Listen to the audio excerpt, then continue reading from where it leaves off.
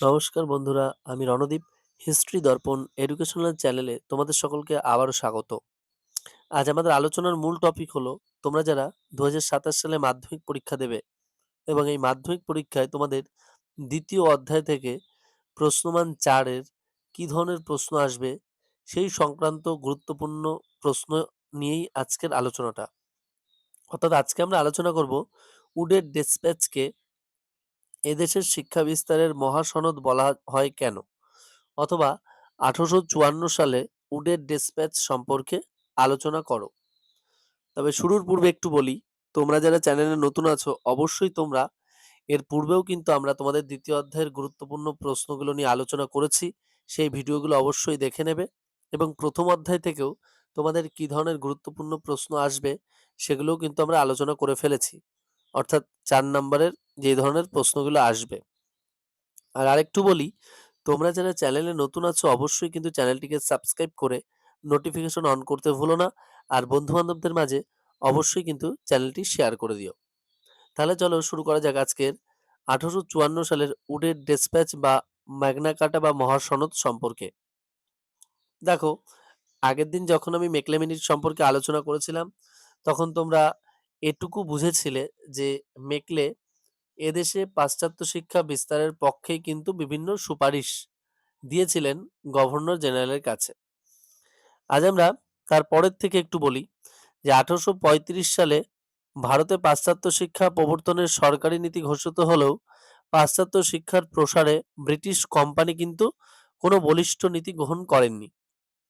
অর্থাৎ আমরা যখন আলোচনা করেছিলাম আমরা দেখেছিলাম যে যখন 1835 সালের 7ই মার্চ ভারতে পাশ্চাত্য শিক্ষা প্রসারের সরকারি নীতি ঘোষিত হয়, অর্থাৎ বেন্টিং সমর্থন করেছিলেন সেই পাশ্চাত্যবাদী নীতিকে, কিন্তু সেই সময় ব্রিটিশ কোম্পানি কিন্তু কোনো বলিষ্ঠ নীতি গ্রহণ করেনি এবং 1842 সালে গঠন করা হয় কাউন্সিল অফ এডুকেশন।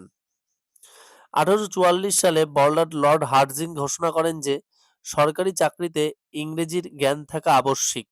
অর্থাৎ সরকারি চাকরির ক্ষেত্রে ইংরেজি ভাষা কিন্তু অবশ্যই থাকা উচিত এবং এটা আবশ্যক, থাকতেই হবে। এবং এই ঘোষণার ফলে মধ্যবিত্ত শ্রেণী যারা ছিল তারা ইংরেজি শেখার প্রতি আগ্রহ দেখায়।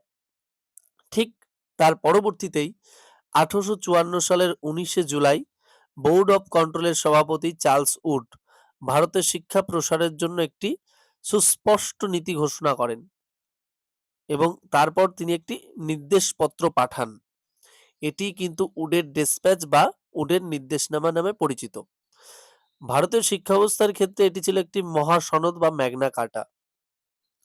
অর্থাৎ বুঝতেই পারছো যে 1835 সালে যখন পাশ্চাত্য শিক্ষা প্রবর্তন করা হয় এবং সরকার সেই নীতিকে কিন্তু সমর্থন জানায়, বিশেষ করে সেই সময় ছিলেন বেন্টিং, এবং ব্রিটিশ কোম্পানি কিন্তু সেই সময় কোনো বলিষ্ঠ পদক্ষেপ গ্রহণ করেনি এবং 1842 সালে গঠন করা হয় কাউন্সিল অফ এডুকেশন এবং 1844 সালে লর্ড হার্ডিঞ্জ ঘোষণা করেন যে সরকারি চাকরিতে ইংরেজির জ্ঞান থাকা আবশ্যক এবং সেই মুহূর্তেই ভারতের যারা মধ্যবিত্তরা ছিলেন তারা কি করলেন, তারা ইংরেজি শেখার প্রতি আগ্রহ দেখাতে শুরু করেন এবং অবশেষে 1854 সালের 19শে জুলাই বোর্ড অব কন্ট্রোলের সভাপতি চার্লস উড তিনি ভারতের শিক্ষা প্রসারের জন্য একটি সুস্পষ্ট নীতি ঘোষণা করে একটি নির্দেশপত্র পাঠান এবং উডের এই যে ডিসপ্যাচ বা নির্দেশনামা, এটাই কিন্তু উডের ডিসপ্যাচ নামে পরিচিত।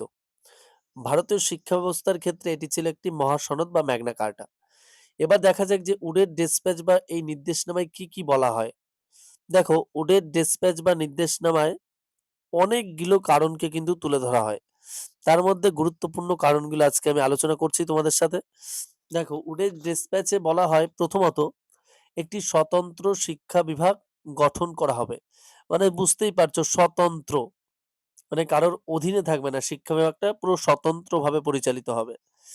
দ্বিতীয়ত করা হয় কি, যে প্রেসিডেন্সি যে শহরগুলো ছিল কলকাতা, মাদ্রাজ ও বোম্বাই, এই 3টে জায়গাতেই কিন্তু বিশ্ববিদ্যালয় স্থাপন করা।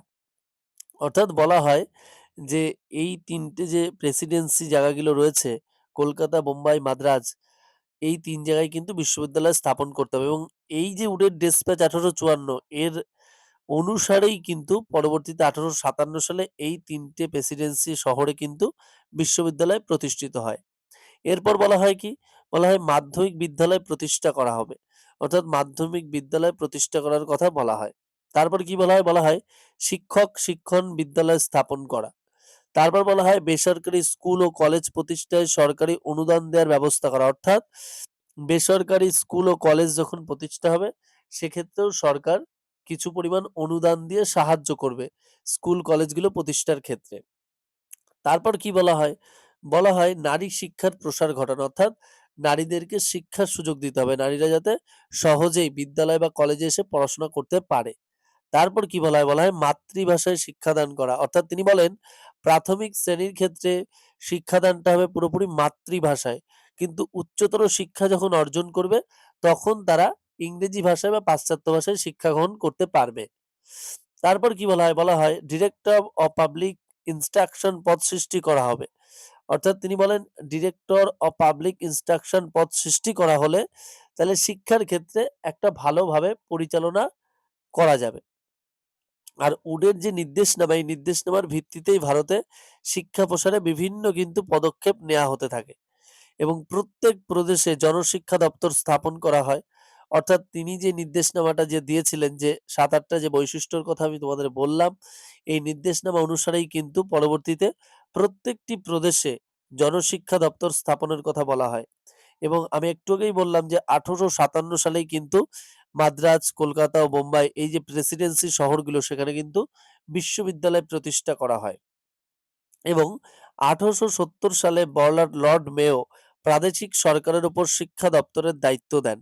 অর্থাৎ তিনি বলেন লর্ড মেয়ো যখন আসেন ১৮৭০ সালে তিনি বলেন প্রতিটি প্রদেশ যে রয়েছে সেই প্রদেশগুলোতে যারা দায়িত্বে রয়েছেন অর্থাৎ প্রদেশের যে সরকার তারাই কিন্তু সেই প্রদেশের শিক্ষা ব্যবস্থাকে সম্পূর্ণভাবে পরিচালনা করবে। অর্থাৎ প্রদেশের সরকারের উপরই শিক্ষা দপ্তরের দায়িত্ব দেওয়া হয়। প্রতিটি প্রদেশের জন্য প্রতিটি প্রদেশের যে সরকার থাকবে তারাই শিক্ষা ব্যবস্থাটাকে পরিচালিত করবে। তাহলে আশা করি বুঝতে পেরেছো যে উডের ডিসপ্যাচ বা উডের নির্দেশনামাটা কি? আর পরবর্তীতে আমি চেষ্টা করছি তোমাদের আরো যে গুরুত্বপূর্ণ প্রশ্নগুলো পড়তে হবে সেগুলো সম্পর্কে বিস্তারিত এভাবেই আমি আলোচনা করব। আর তোমরাও যাতে খুব সহজেই খুব ভালোভাবে পড়তে পারো। আর তার পাশাপাশি আরেকটু বলি যে তোমাদের যাদের মনে হবে যে আমাদের আরো কিছু প্রয়োজন আছে অবশ্যই তাহলে তোমরা কমেন্ট বক্সে কমেন্ট করে জানাও। আমি চেষ্টা করব যে সেই ধরনের ভিডিও তোমাদেরকে উপস্থাপন করার যাতে তোমরা সহজেই বুঝতে পারো। আর তুমি যদি চ্যানেলে নতুন হয়ে থাকো অবশ্যই কিন্তু চ্যানেলটিকে সাবস্ক্রাইব করে নোটিফিকেশন অন করে রেখো। আর বন্ধু-বান্ধবদের মাঝেও শেয়ার করতে একদম ভুলো না। তোমাদের সাথে দেখা হচ্ছে পরবর্তী ভিডিওতে। সকলে ভালো থেকো, সুস্থ থেকো। ভিডিওটি সম্পূর্ণ দেখার জন্য তোমাদের সকলকে অসংখ্য ধন্যবাদ।